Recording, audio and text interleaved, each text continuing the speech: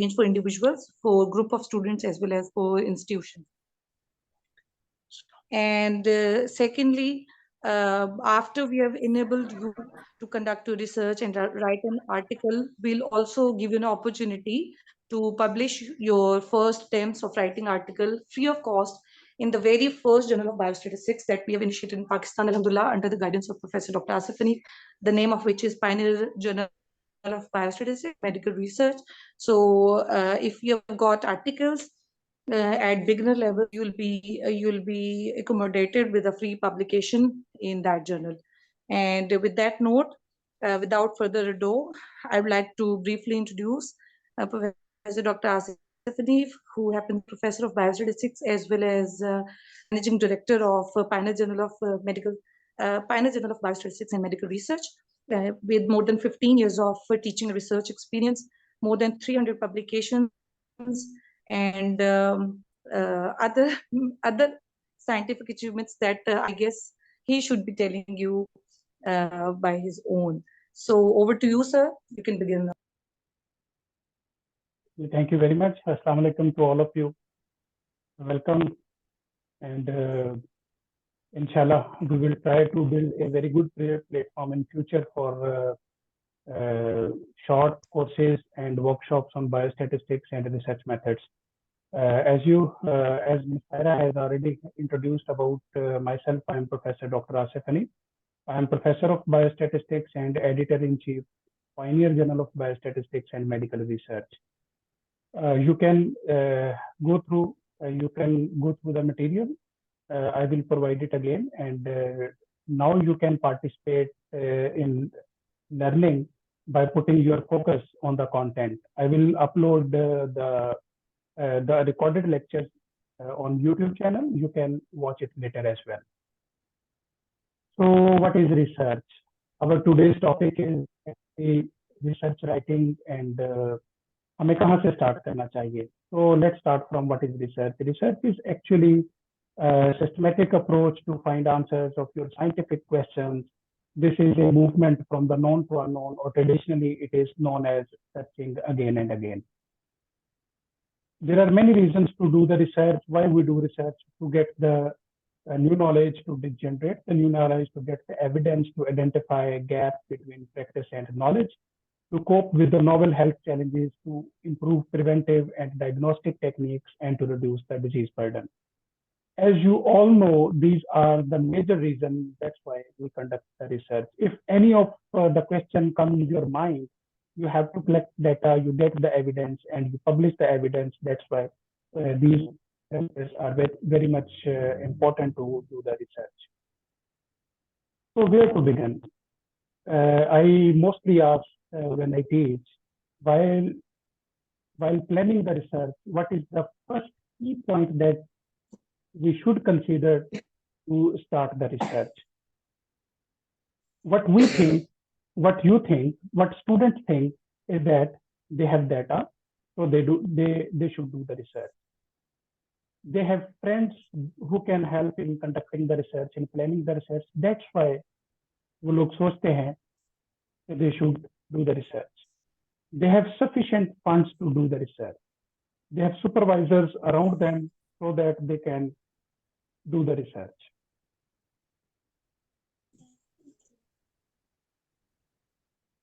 Do you start for requirement to complete the degree? Most of us only do the research to partial requirement of complete the degree. So if all these also come in your mind, why we should do the research and from where to begin, these are the very vague point, and I tell you, these are not the steps from where you have to begin for your research. So how to begin? How to take the initiative? Let's discuss Asif's cycle of research planning. What is Asif's cycle of research planning? First of all, start from your idea. If you have any idea related to research, write down the things you want to do. But we make the mistake, we have the idea in our mind, but we never wrote down the thing on some specific paper, or we do not make the notes. Go to the databases, virtual databases, which are very much helpful to discuss and to shape your ideas. Search on Google Scholar and PubMed, read and make the notes. So these are the 5 fundamental points once you are planning to start your research. The 6th point is stop at latest things. When you will do the search, when will you explore the literature, you will find sufficient evidence, you will find extraordinary material, and if you find the latest thing, stop at that point. Revise your written material, revise your material you have already collected, and identify controversies. If there are no controversies, identify the research gap. How to identify the research gap? What is basically the research gap? It is the gap from available material and your idea. Let's suppose you have one idea in your mind and that idea has never been touched by anyone. It's the research gap. Or if there are many controversies, you can say these are the reasons to do the research. If you are unable to identify the controversies or identify the gap, then revise your idea again. This will help you. This will help you to rewrite your topic, rewrite your literature, rewrite your things, and go back to point number 1 and do the same practice. Until unless you find the research gap or controversy in the material, you have to repeat this cycle again and again. Then make it final. Once you make it final, you have achieved your first goal to make your topic final. At least you have identified your research area. So this is Asif cycle that can help you to formulate your objectives, research questions, hypothesis, and to finalize your topic. Once you have done with all these steps, if you have done all these 10 steps, then go to the title of manuscript. The title of manuscript should be self-explanatory. The title of manuscript should be self-explanatory and it should explain itself what the inside story in your research. It must have ability to describe the things to do. It must be self-explanatory and should describe the research area. Must be novel, relevant to the researcher's field or area of interest. It should be feasible to do, or at least you have to fulfill the finer criteria.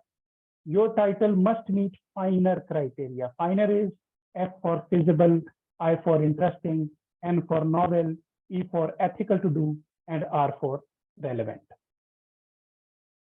Once you complete all your things which you had planned, you write your abstract, and abstract is the thing that is written at the end of the research. It is given at the first. This is the first content of your research, but it should be written at the end of your research. This abstract contains few headings, and if you are writing any research article, read the uniform requirement from any journal. One of the most significant reasons to reject our article, we do not follow the pattern of the journal. For example, you are going to publish an article in specific journal, you go to their guidelines, write them, read them, and write your research according to their guidelines. So start from introduction or background. If it is written in the guideline, write only 5 to 10 lines. There should be main objective. Methodology should be given where it is important. Important result and findings according to the objective and hypothesis should be given. Conclusion should be given as you have found the main conclusion, and keywords should be given as per the mesh criteria. Mesh is actually the NIH.gov initiative in which they have redefined medical subject headings that should be given at the end of the abstract as keywords. How to write introduction? You need to understand the topic first. If you have understood your topic first, give its general layout, general definitions, general introduction. Then if you are working on some diseases, give its epidemiology, different frequencies, risk factors, and magnitudes. You should give the magnitude problem from the literature, similar or different statistics. This is one of the most important content written in English that we usually miss. What it is? Give the similar or different statistics from the literature. For example, you are working on a hypothesis to test a drug. You should give the statistics related to the drugs, which are in favor of the drug, and those literature, they are not in favor of the drug. Rationale of the study is one of the most important part, and it should be written at the end of introduction, and it should be written in a way that it describes the research gap and importance of the research. The rationale of research should be given with some logical reasoning to justify your research. So how to justify your research? Identify the gap, as I told you earlier, give the controversial statistics, give the old concept, give the latest concept where your idea is not or never has been touched. Write your primary and then secondary objective. Follow the SMART criteria to write your objective. SMART is actually specific, measurable, assignable, relevant, and time-based. If it is difficult to understand, you can write your objective by Asif criteria. According to Asif criteria, your objectives should be assignable, specific, interesting, and feasible.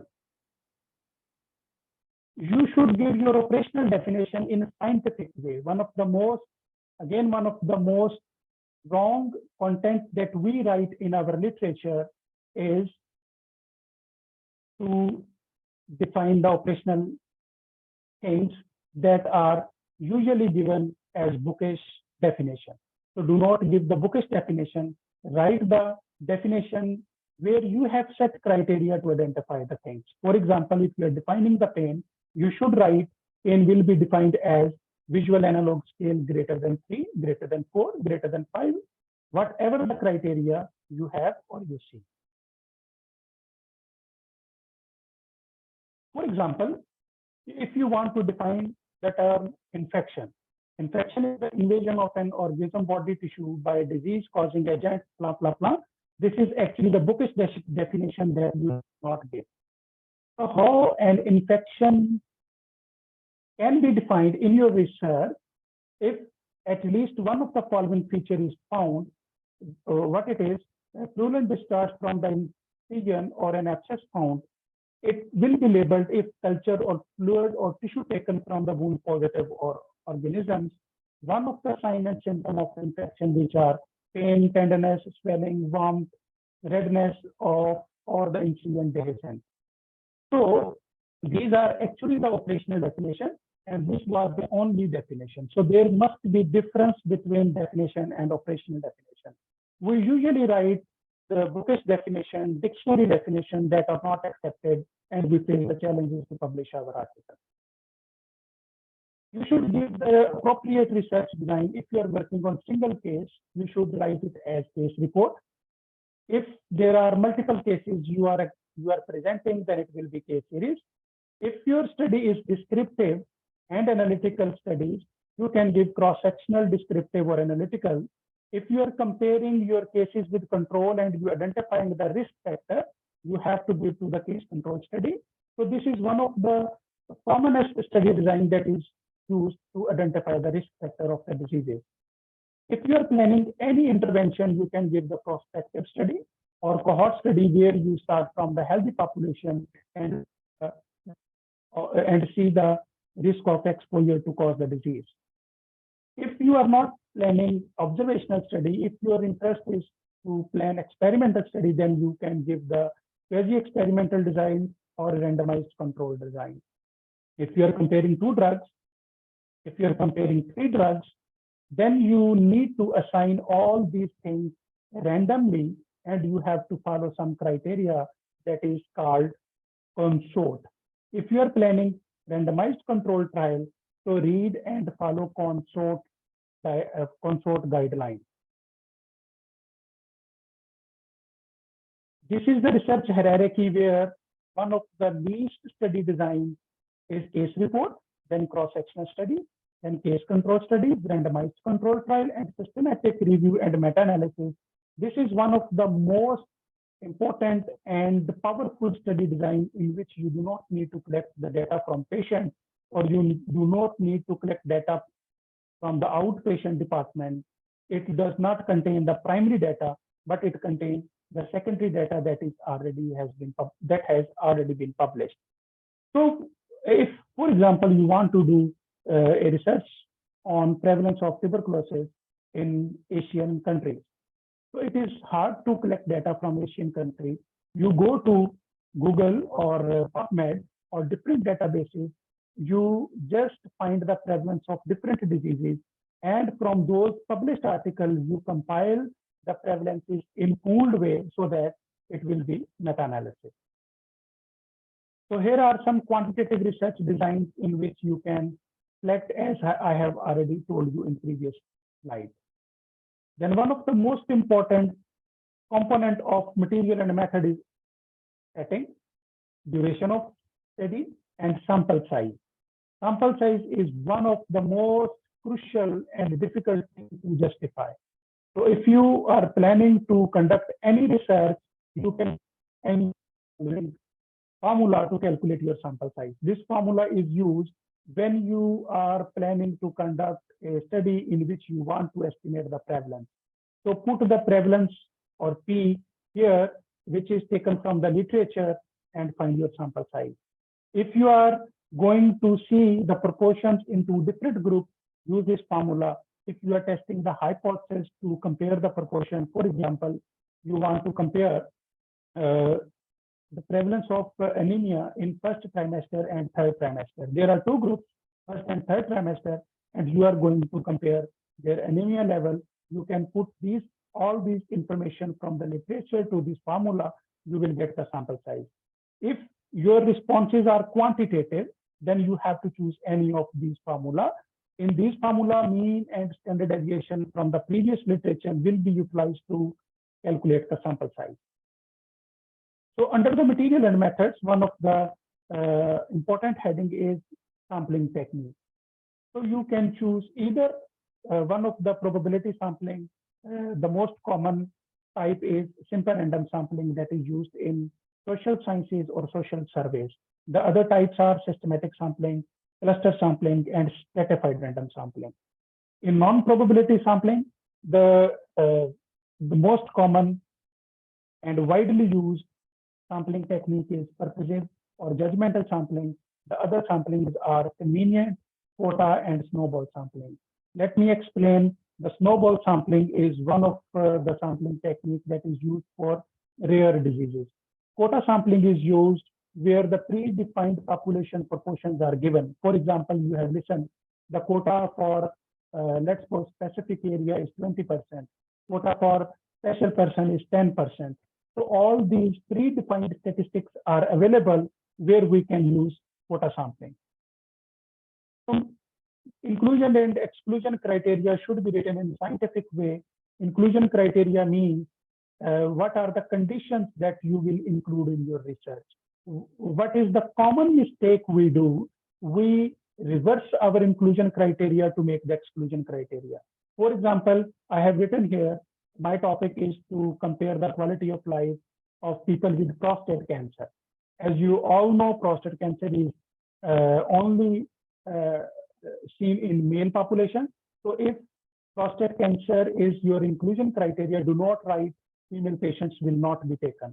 So usually what we do as a beginner in the research, we write the inclusion criteria in a reverse form. For example, here we have written the children will be taken. Here we will say adult will not be taken. So it is wrong. Exclusion criteria should be based on your effect modifiers or the factors that can affect your research. So under the material and methods, there is a heading of methodology or data collection procedure. Usually, methodology or data collection procedure are alternatively being used to write the component of research article. It tells us how to perform procedure to collect the data and which kind of information will be collected. Define our procedure, scoring criteria applicable. For example, I want to conduct a research on quality of life of students who are living in hostel. So how I will measure the quality of life, I should define here. I should tell each and everything about the measurement tool of quality of life. For example, I am using SF36 tool to measure the quality of life. So I will write everything about SF36 here in the methodology. So special consideration should be written if you are opting any in your material and method. Then you have to formulate your statistical analysis plan. Your statistical analysis plan is again one of the most important things that you should write according to your objective. For example, if you are going to measure only prevalence of disease, then no statistical test is required to apply. If you are going to compare risk factor among cases and control, you can write chi-square test, logistic regression. If you are going to compare quantitative responses in two groups, you can write independent sample t-test. If you have more than two groups and you are going to compare mean, you can write analysis of variance. So independent sample t-test, analysis of variance, regression analysis, whatever the analysis you are going to perform, you should first test the assumption of that test. If the assumptions of test are meeting, then apply these tests. Otherwise, go for alternative non-parametric statistical test. And one of the most important things is that if you are going to apply any statistical test, then you have to your criteria for p-value. We usually write p-value. If p-value less or equal to 0.05, then it is called significant. So you need to write the result chapter now, description of result by averages with variation. I mean, mean and standard deviation should be given for quantitative data, appropriate frequencies. Number or percentages should be given as per your objective. P-values if needed, it depends on objective. Some table and given and figures according to the general criteria which you are interested to get your research published.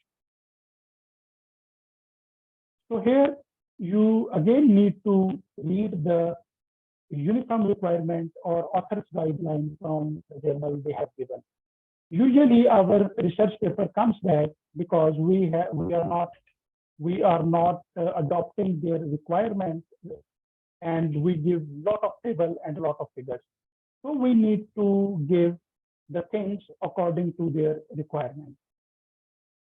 Among the results, here you can read an interesting article. I wrote this article in 2011, almost 12 years back. I wrote this article.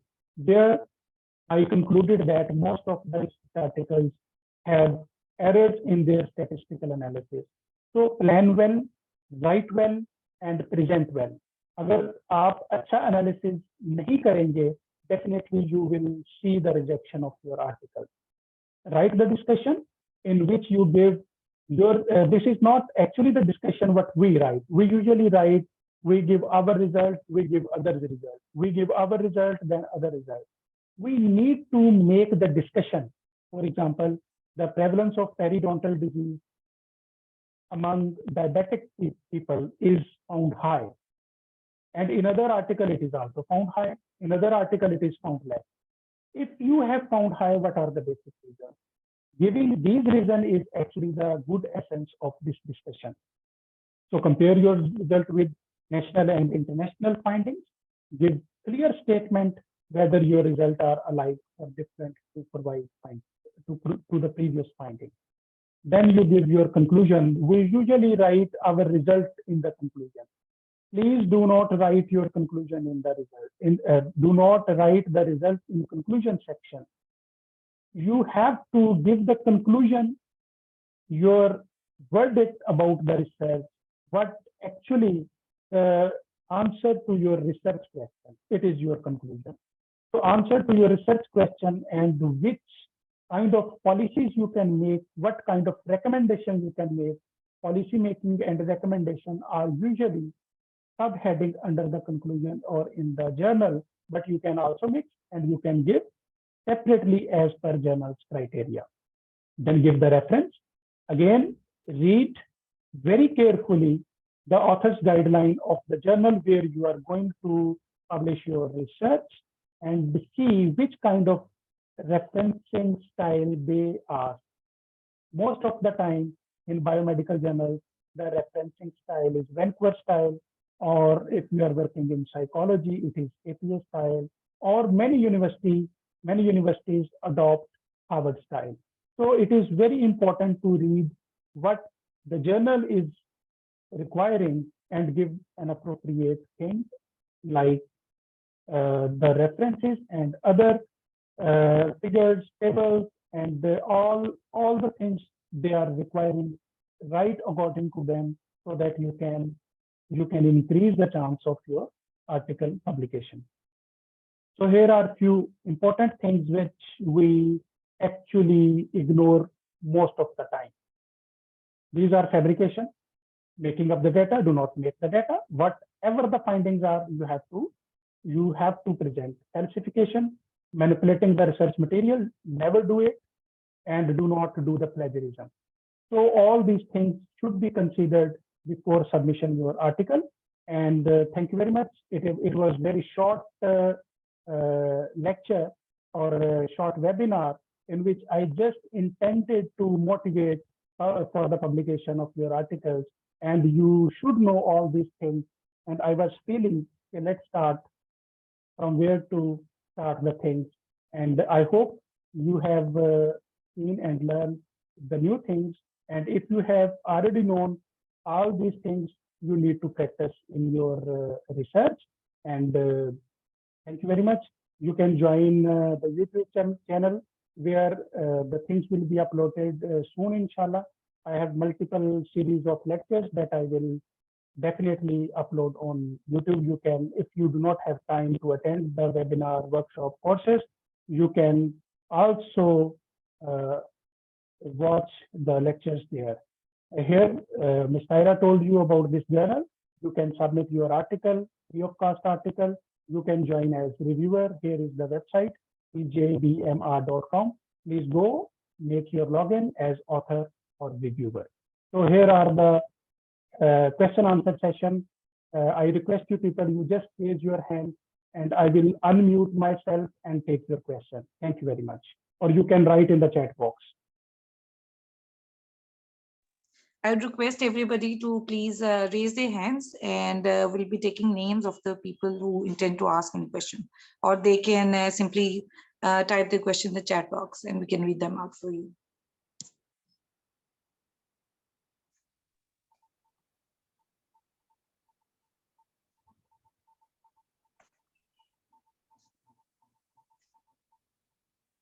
You can write the questions in the chat box. And thank you very much for your mention and acknowledgement in the chat box. We all are here to provide the learning material, and inshallah we will do our best to train the young researchers, inshallah.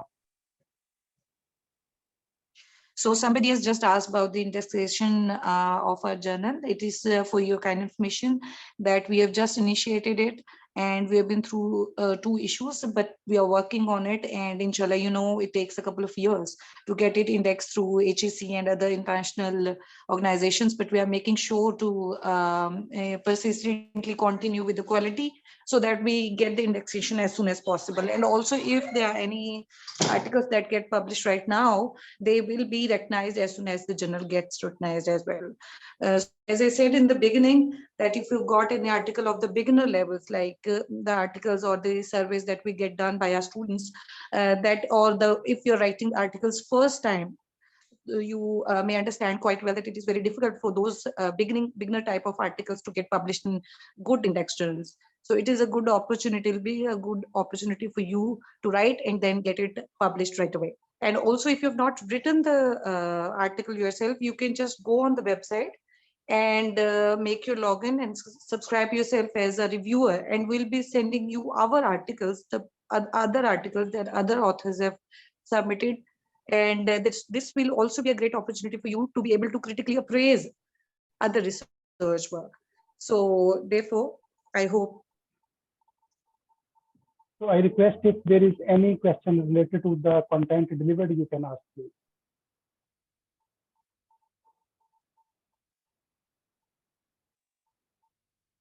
Okay, somebody has also asked about the sample formulas.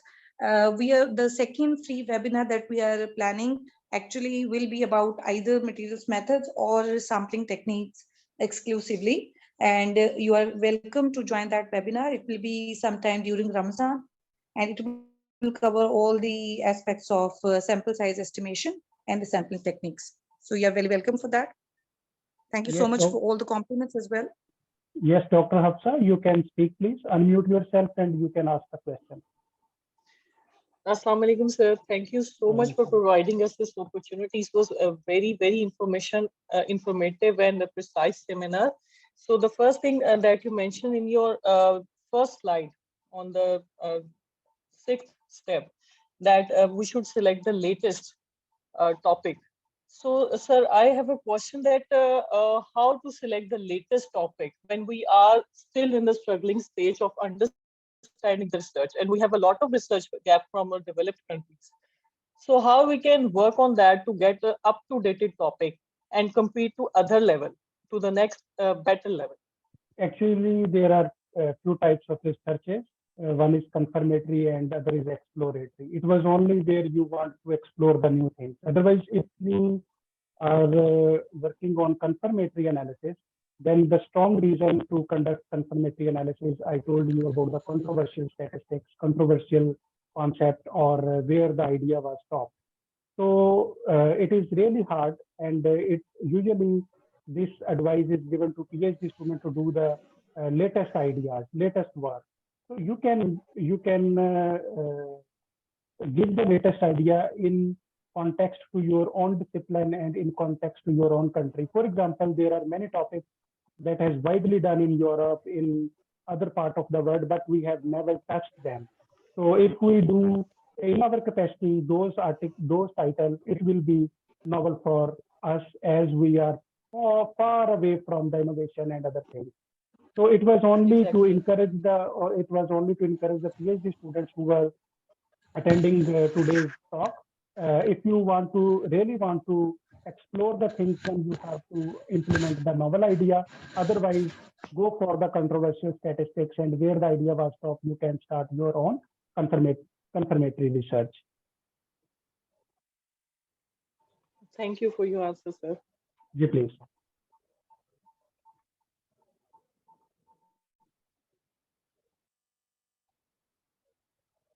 Any other question, please?